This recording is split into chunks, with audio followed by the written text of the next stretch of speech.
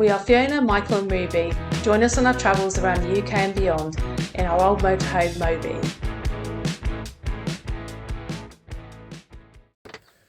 Good morning. So it's just me in the van today.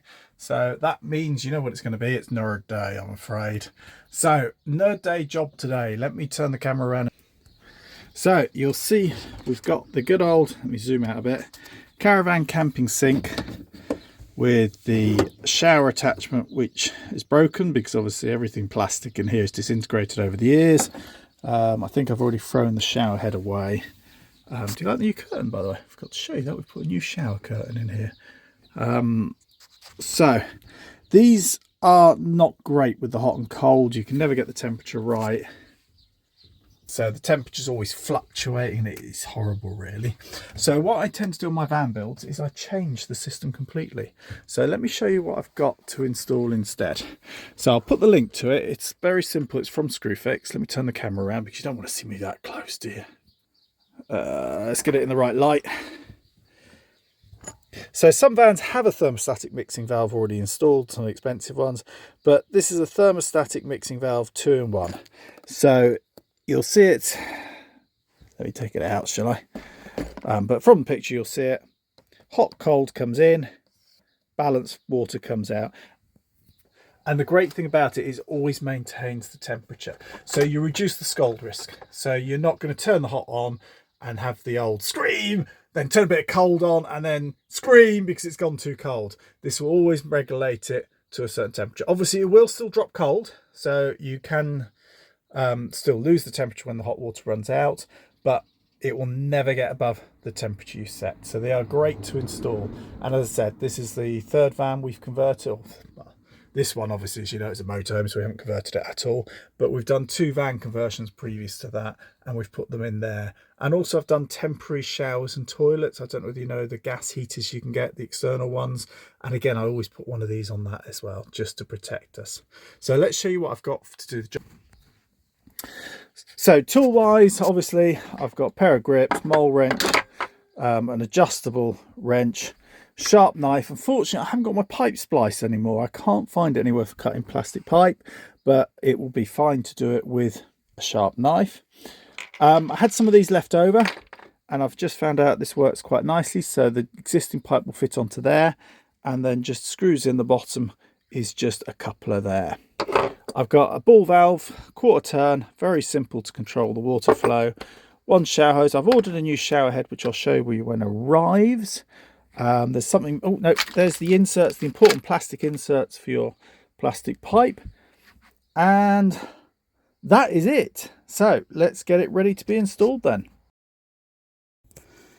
So that's the prep done outside. So next job is getting into the little cupboard underneath here, which is going to be the fun bit. Let's clear it all out, shall we? We've got everything in here. Power Plod Blue. Hey, Power Thetford liquids in a pod. That's quite groovy. I didn't know they were in there. Right, so I've got to get in here. Might be able to see those 2 little Jubilee clips up there. Undo those Jubilee clips, drop those 2 pipes off, and then connect them up to the new pipe. So let's have a go and see how we get on. So this is the offending unit out. Let me just... So this is the unit out that's broken. I was hoping to get just a replacement hose for it, but you can't get those.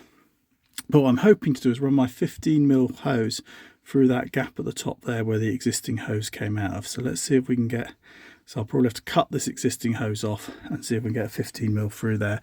It looks like it will fit, because then that will make it a much neater finish. So here's the moment of truth. Let me show you the connection I've got underneath there. I hope you can see it quite well. So you'll see I had to use a different one. So on this side I've Jubilee clipped it up onto that. And on the other side you may just be able to see I managed to get 15mm fittings to actually fit on. So it's connected as per normal. So the big question is now, is will it leak or will it won't leak? I haven't finished the end yet here. So let me turn the pump on. Might be able to hear the pump ticking away down there. Still ticking, building pressure. Ah, pump stopped. So look in here. We're looking good and dry in here. Oh no, there's one drip. Just on this joint here there was a drip. Yep, there's a drip there, so I just need to tighten that joint up. I may have forgotten to do that one. You always forget one. So annoyingly, I found the reason for the leak. You might just be able to see that on that olive there's a little scratch indent. So it was either done when I was fitting it, or it was defect from the manufacturer, one of the two. But that's where the leak was. So I've taken it all out, so as you can see, all gone again. And now I'm going to put it all back in now, found out where the leak was. Right, let's try that again. Oh hey, so third time lucky, found out where that leak was coming from, fixed the leak, which makes life a bit better underneath here. Just need to reconnect the waste back across this side because it's across that side, and then it's job done, and I'll show you how it works. So all I still need to get is my shower head is on the way, it's from Amazon.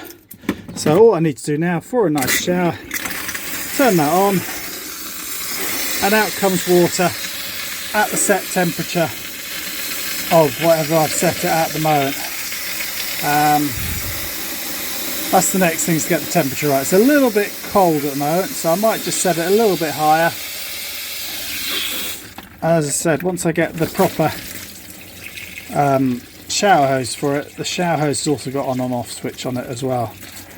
So yeah, so I've set that just a little bit hotter, as that's a little bit cold, and I'll show you how easily that is done. So underneath in the cupboard, back in the cupboard, you take the lid off, the cover off it, if I can get to it. Need a little screwdriver. So you'll see the little cover there. Pop that off, turn it the other way around, and then adjust it down there accordingly. Right, go. So we've got a new shower head. We've got two buttons, so one over there, it turns it on, turns it off, and it's really, really cool. And now I'm going to have a shower.